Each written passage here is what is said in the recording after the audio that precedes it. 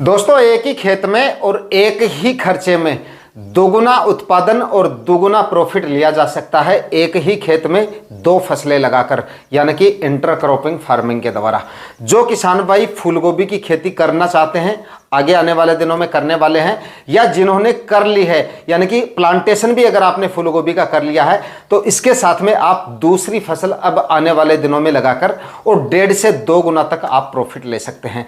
क्योंकि खर्चा आपका जितना होना था वो उतना हो गया है, और जो तैयारियां आपने करनी थी, जमीन की तैयारियां, खाद उर्वरक, बेसल डोज जो भी आपने डालने थे वो आपने डालने हैं। जमीन आपकी जितनी ब्लॉक होनी थी वो हो चुकी है। अब उसी खर्चे में और उसी जमीन में, उसी प्लॉट में अगर आपने फूलगोभी का प्लांटेशन कर भी दिया है, तो अब आप उसके साथ में दूसरी फसल लगाकर और एक्स्ट्रा उत्पादन ले सकते हैं और एक्स्ट्रा मुनाफा ले सकते हैं। यानी कि फूलगोभी से आपको जितनी कमाई हो रही थी उस कमाई को अब आप दुगुना कर सकते हैं इंटरक्रॉपिंग फार्मिंग के द्वारा।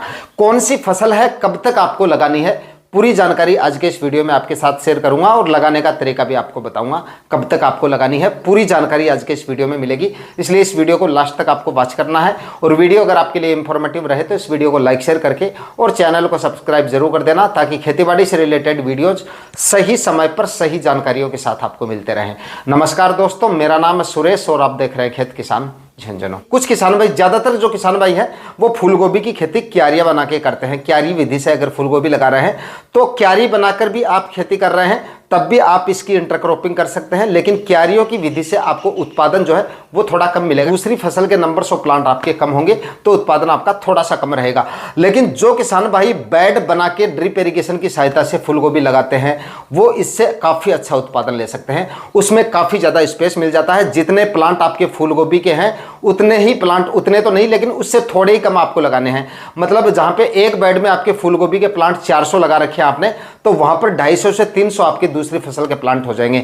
यानी कि जितना उत्पादन आपको फूलगोभी से निकल रहा है, यानी कि 1 एकड़ में अगर आप फूलगोभी से 200 क्विंटल उत्पादन ले रहे हैं, तो वहां पर दूसरी फसल से करीब आपको 70 से 80 क्विंटल उत्पादन आपका आराम से मिल जाएगा। तो देखिए, सबसे पहले बात करेंगे उन किसान भाइयों के लिए जिन्होंने बेड बना के फूलगोभी लगा रखी है। फिलहाल अगर आपने प्लांटेशन कर दिया है तो प्लांटेशन करने के बाद में अक्टूबर माह में आप जो है प्लांटेशन, भले ही आपने अब कर दिया है या फिर आपने 10 दिन पहले भी प्लांटेशन कर दिया है तो भी कोई फर्क नहीं पड़ेगा।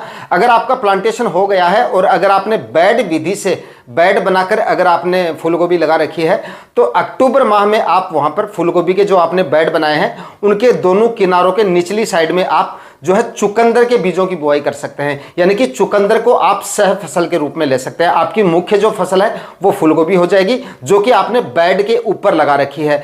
चुकंदर के बीजों को आपको कहां लगाना है? बेड के जो तिरछी साइड आती है, जो नीचे का हिस्सा आता है, निचले हिस्सों में वहां पर आपको चुकंदर के बीजों की बुआई करनी है। मतलब कि एकदम नीचे नहीं लगाना, यानी कि बेड की ऊपरी सतह पे दोनों तरफ आपने फूलगोभी लगा रखी है, वहां से करीब आधा फीट नीचे आप जो है बेड के नीचे, एकदम जमीन पे आपको नहीं लगाना है, जमीन से थोड़ा सा ऊपर और बेड के कॉर्नर से थोड़ा सा नीचे, बीच में आपको जो है चुकंदर के बीजों की बुआई करनी है। और चुकंदर के बीजों की बुआई आपको करीब 1-1 फीट की दूरी पे करनी है, और बेड के दोनों तरफ आप चुकंदर के बीजों की बुआई कर सकते हैं। खेती करने का सही समय जो है इसका, वैसे तो आप अक्टूबर के मध्य तक चुकंदर के बीजों की बुआई कर सकते हैं और इसकी खेती आसानी से की जाती है। लेकिन अगर आपकी फूलगोभी का प्लांटेशन फिलहाल हो गया है तो टेम्परेचर देखिए अक्टूबर के पहले सप्ताह में कुछ ज्यादा होते हैं चुकंदर के लिए। तो अगर आपका प्लांटेशन हो गया है तो टेम्परेचर का भी कोई नेगेटिव असर आपकी जो चुकंदर के बीज हैं या चुकंदर के प्लांट है उन पे नहीं पड़ेगा, क्योंकि फूलगोभी की छाया की वजह से टेम्परेचर उस प्लॉट के काफी हद तक मेंटेन हो जाएंगे। इस वजह से ज्यादा टेम्परेचर से आपकी फसल प्रभावित भी नहीं होगी, और अक्टूबर के पहले सप्ताह तक आप जो है इसकी बुआई कर सकते हैं। और जो किसान भाई आगे आने वाले दिनों में इसकी खेती करना चाहते हैं, मतलब फूलगोभी का प्लांटेशन आपका नहीं हुआ है और अगर आप आगे आने वाले दिनों में प्लांटेशन करना चाहते हैं, चाहे आप 15 दिन बाद में करें या फिर आप चाहे महीने 20 दिन बाद में करें, जैसे ही आपकी फूलगोभी का प्लांटेशन हो जाता है उससे 10 से 15 दिन बाद में आपको जो है चुकंदर के बीजों की बुआई कर देनी है। चुकंदर की फसल थोड़ी सी आपको 10 से 15 दिन बाद में लगानी है। जैसे ही आपकी फूलगोभी के जो प्लांट है वो सीधे खड़े होने शुरू हो जाए और व्हाइट रूट्स जब उनमें बनने शुरू हो जाए, उसके बाद में आपको चुकंदर के बीजों की बुआई करनी है। उसी खर्चे में और उसी प्लॉट में दूसरी फसल आपको मिल जाएगी। मान लीजिए उत्पादन अगर आपका कम भी रहता है चुकंदर का, अगर आपके नंबर्स ऑफ प्लांट कम भी लगाते हैं आप, अगर उत्पादन आपका 10 क्विंटल भी अगर आपको 1 एकड़ में मिल रहा है ना, तो भी आपका लग क्या रहा है इसमें, मतलब कोई भी खर्चा आपका नहीं हो रहा, सिर्फ बीज का खर्चा हो रहा है। जो खाद उर्वरक आपने डाली है वो आपने फूलगोभी के लिए डाली है, तो वो भी आपको एक्स्ट्रा नहीं डालनी पड़ रही है आपको चुकंदर के लिए। बेड आपने बनाए हैं, जमीन की तैयारियां की है, ड्रिप इरिगेशन लगा रही है, मतलब सिंचाई आप कर रहे हैं, जो भी काम कर रहे हैं वो आप अपनी फूलगोभी की फसल के लिए कर रहे हैं। फर्टिगेशन करेंगे वो भी आप अपनी फूलगोभी की फसल के लिए करेंगे। तो चुकंदर की जो फसल है वो आपको फ्री में मिल जाएगी, सिर्फ आपको बीज का खर्चा होगा और कोई भी खर्चा आपको करने की जरूरत नहीं पड़ेगी। उसी खर्चे में चुकंदर का उत्पादन आपको फ्री में मिल जाएगा। तो लगभग 25 से 30 रुपए के कम से कम आपको आराम से इसके मंडी भाव मिल जाएंगे। तो काफी अच्छा प्रॉफिट फूलगोभी के साथ में आप दूसरी फसल लगा के ले सकते हैं। और जो किसान भाई क्यारियां बना के फूलगोभी लगा रखी है, वो क्यारियों की मेड़ के चारों तरफ चुकंदर के बीजों की बुआई कर सकते हैं। उसमें भी नंबर्स ऑफ प्लांट तो कम हो जाएंगे आपके, काफी कम रहेंगे, लेकिन फिर भी कुछ ना कुछ आपको मिलेगा। और मेड़ पे भी अगर आप लगाएंगे ना तो भी काफी अच्छा उत्पादन निकल जाएगा, उतना कम भी नहीं निकलेगा, काफी अच्छा उत्पादन आपको मिल जाएगा और उत्पादन भी काफी जोरदार आपको मिलेगा। फूलगोभी के साथ में हमारे एरिया में काफी किसान भाई चुकंदर की खेती करते हैं और काफी अच्छा रिजल्ट मिलता है। रिजल्ट अच्छा इसलिए मिलता है क्योंकि फूलगोभी एक ऐसी फसल है जिसमें हम काफी ज्यादा खाद उर्वरक इस्तेमाल करते हैं, मतलब गोबर की खाद भी काफी अच्छी मात्रा में डालते हैं, उसके बाद में रासायनिक खाद उर्वरक उसमें डालते हैं। सारे खाद उर्वरक आपको चुकंदर की फसल को भी फ्री में मिलेंगे और उसकी ग्रोथ काफी अच्छी होगी। लेकिन बेड बना के जो किसान भाई फूलगोभी लगाते हैं वो अगर इसकी खेती करेंगे तो बेड में जो है चुकंदर के कंद की जो साइज है वो काफी अच्छी आपको मिलेगी।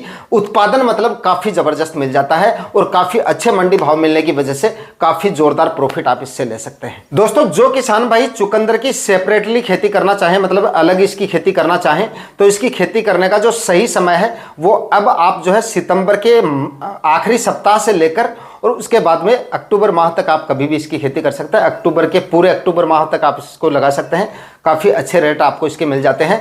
1 एकड़ में अगर आप चुकंदर की खेती करते हैं तो लगभग 150 क्विंटल तक आपको इसका उत्पादन मिल जाता है, यानी कि चुकंदर की फसल से भी काफ़ी अच्छी कमाई की जा सकती है अगर अच्छे खाद्य उर्वरक और अच्छी वैरायटियों का आप सिलेक्शन करते हैं। और मंडी भावों की बात करें तो कम से कम 25 से 30 रुपए तक के मंडी भाव भी आपको आराम से मिल जाते हैं, मतलब मार्केट में इसकी जो वैल्यू है वो काफ़ी अच्छी है और डिमांड भी इसकी काफ़ी अच्छी खासी देखी जाती है। इस वजह से चुकंदर की खेती आप फूलगोभी के साथ में करना चाहें तो अच्छा उत्पादन ले सकते हैं और अच्छी कमाई भी कर सकते हैं और अलग से भी आप इसकी खेती करके अच्छी कमाई कर सकते हैं। जो किसान भाई अब लगाना चाहें इसको तो सितंबर के आखिरी सप्ताह तक लगा के अच्छी कमाई कर सकते हैं। बाकी फूलगोभी के साथ में जो किसान भाई चुकंदर की खेती करना चाहें तो अच्छी कमाई आपकी इससे हो सकती है, एक्स्ट्रा कमाई आपकी हो जाएगी उसी खर्चे में और उसी जमीन में। आज के वीडियो में दी गई जानकारियां अगर आपके लिए इंफॉर्मेटिव रही है तो इस वीडियो को लाइक शेयर करके चैनल को सब्सक्राइब जरूर कर दीजिएगा। मिलते हैं किसी और वीडियो में नए टॉपिक के साथ, तब तक के लिए जय हिंद, वंदे मातरम।